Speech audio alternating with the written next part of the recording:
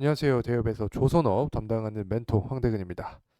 자, 오늘도 흥하의 운 함께 보겠습니다. 이 금일 주가가 20%가량 하락하는 그런 모습을 보여주고 있죠.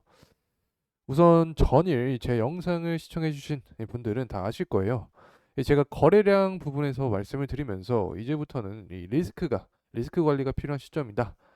더 큰 수익을 기다리는 이 기대 수익 대비해서 리스크가 좀 큰 자리다 이렇게 말씀을 드리면서 물량 조절의 필요성을 말씀드렸습니다. 자, 그리고 이 흥해운은 사실 대한해운과 또 같이 가기 때문에 이 대한해운에 대해서 설명을 드리면서 제가 어떤 말씀을 드렸냐? 이 대한해운 같은 경우 자, 이 주식수만큼 유통 주식수만큼 현재 거래량이 나왔기 때문에 이 한 바퀴 정도 돌았다. 그래서 오히려 상승을 하게 된다라고 하면 이 대한해운 쪽에서 더 상승이 가능하다.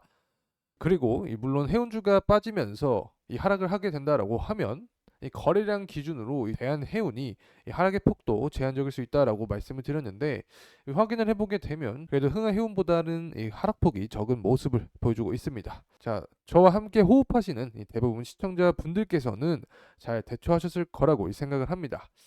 하지만 또 영상을 새로 시청하시는 분도 있을 수 있기 때문에 오늘도 이 앞으로의 주가 방향성 그리고 홍해 리스크를 통한 이 주가의 모멘텀은 또 언제까지 이 지속이 가능할지 다시 한번 말씀을 드리도록 하겠습니다. 이 본격적으로 흥하해운 분석해 보겠습니다. 영상 보시기 전에 이 구독과 좋아요 한 번씩만 부탁드리면서 시작을 하겠습니다. 흥하해운 같은 경우 현재 이 주가의 모습은 사실 이 패턴이 분명히 존재합니다. 자, 이거를 연속 이 갭으로 띄운 다음에 이 10% 가량 하락하는 모습. 자, 그리고 윗꼬리를 만들어주고 다시 하락하는 모습. 그래서 현재 자리에서는 이 결국 갭으로 올린 현재 구간이 중요한 역할을 할 것으로 보고 있고, 이 주봉으로 살펴보더라도 이 3,900원 구간, 이 4,000원 구간의 매물대가 많이 존재하고 있기 때문에 이 자리에서 이 지지를 해주면 향후 주가 상승 모멘텀을 더 받을 수 있다. 이렇게 해석을 해볼 수 있겠죠. 사실 오늘의 이 주가 하락은 어떻게 보면 당연한 하락이었다라고도 우리가 생각을 해볼 수 있습니다. 이전 영상을 통해서도 제가 이 주가 하락에 대한 예상에 대해서 설명을 드렸기 때문에 이 부분 다 인지를 하고 계실 거라고 생각합니다. 그래서 이러한 주가 하락은 이 차익 실현 물량이 나올 때가 됐고 또 RSI 역시 이 단기 과매수였기 때문에 이 주가 해방 압력이 더 강하게 존재했다라고 생각을 합니다. 그리고 현재 이 전반적인 증시 상황 역시 어떻게 보면 이 금리 인하에 대한 기대감이 다시 꺾이면서 이 긴축의 현상이 조금씩 드러나면서 이 시장 역시 하락을 하고 있기 때문에 이 부분도 영향을 줬다라고 생각합니다. 결국에 흥하해운 같은 경우에는 이 홍해 리스크로 인한 주가 모멘텀을 계속해서 받고 있기 때문에 이 리스크가 사라졌는지에 대한 여부를 지속적으로 체크를 해야 합니다.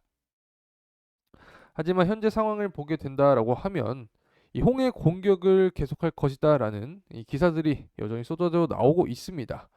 아직 이 전쟁에 대한 리스크가 사라지지 않은 거죠. 제가 계속 강조드린 부분이 바로 이겁니다. 이 과거를 보게 된다라고 하면 이 보통은 단발성 모멘텀으로 사라질 이 리스크가 현재는 지속이 되고 있습니다. 자, 그래서 향후 주가 모멘텀도 살아있다라고 볼 수 있는 거죠.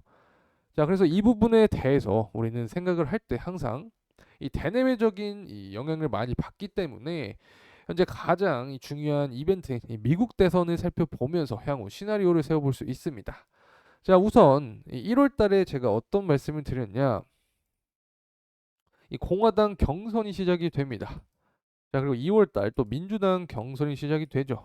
자, 이 부분은 하지만 그렇게 큰 의미는 있지 않다. 우리가 주목을 해야 할 점은 7월과 8월 달이다라고 설명드렸죠.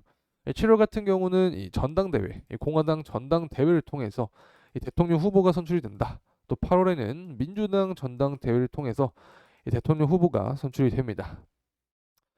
자, 그래서 현재는 이 바이든의 이 대처가 굉장히 그런 중요한 상황인데 결국에 이 8월 달에 이 민주당 전당 대회를 통해서 이 대통령 후보가 선출이 되기 때문에 이 부분을 생각을 해보면 최소 3개월 전, 5개월 전에는 이제 이 리스크를 당연히 줄이려고 하겠죠.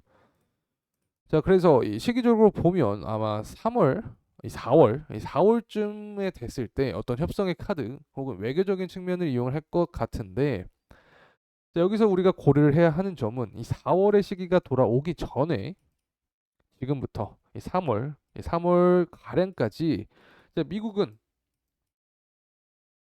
세계 경찰로서의 이미지도 있기 때문에 이 홍해에 대한 보복성 이 공격이 이루어질 수 있다라고 생각합니다.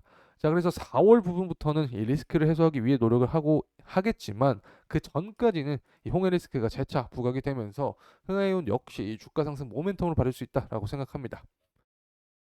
자, 그리고 또 이 주가 상승을 더 강하게 받기 위해서는 사실은 이 사상자가 없이 이루어졌다라는 내용이 굉장히 희소식이죠. 하지만 이 주가적인 측면에서 보게 된다라고 하면 어떤 사상자가 발생하거나 사망을 하거나 좀 더 강력한 그런 이벤트들이 발생을 해야 더 강한 거래량과 함께 주가가 상승할 수 있기 때문에 만약에 이런 기사가 또 쏟아진다라고 하면 이 주가 상승 역시 더 강하게 받을 수 있다라고 말씀드릴 수 있겠습니다.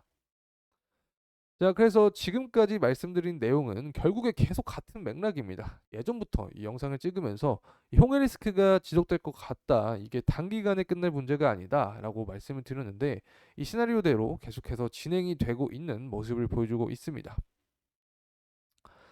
사실 저도 사람이기 때문에 이렇게 뭐 예측 아닌 예측을 할 때 틀리는 경우가 많이 생길 수 있습니다. 하지만 지금까지는 여러분과 함께 소통하면서 대부분 다 맞춰가면서 이어가고 있다라는 점 말씀드리고 구독과 좋아요 한 번씩만 부탁드리겠습니다.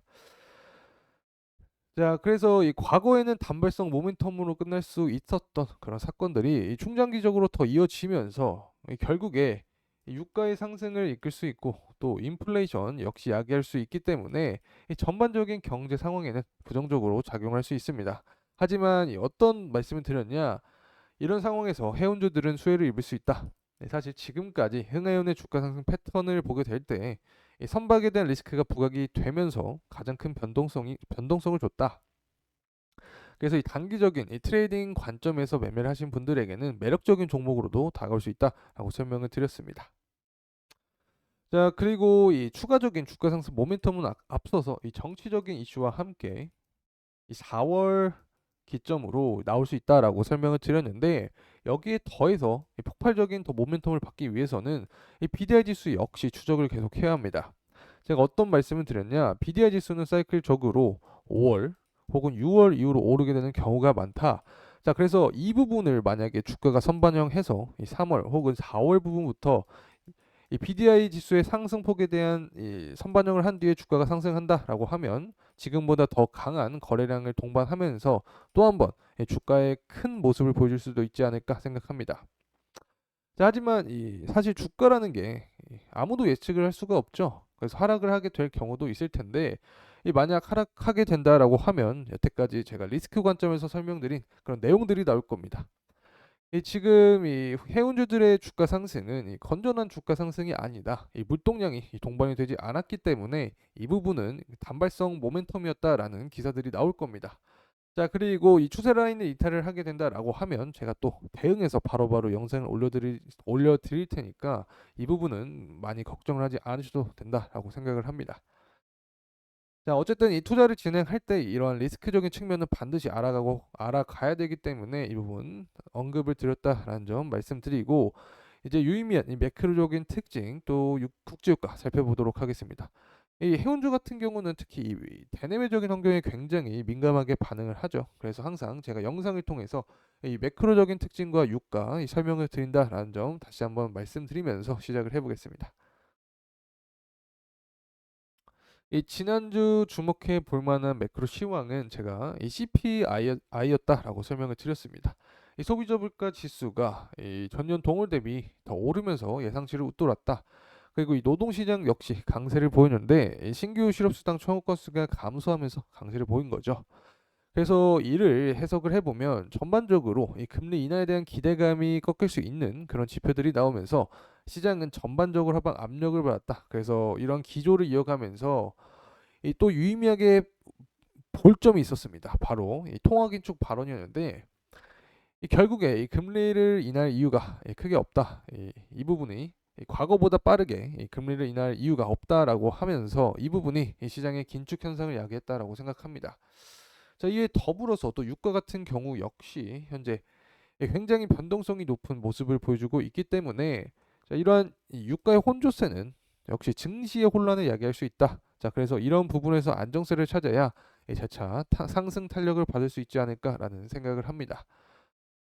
자, 이렇게 오늘 이 흥하이온에 대한 영상이었는데 이번 시간이 도움이 되셨다면 구독과 좋아요 부탁드리겠습니다. 끝까지 시청해 주셔서 감사합니다.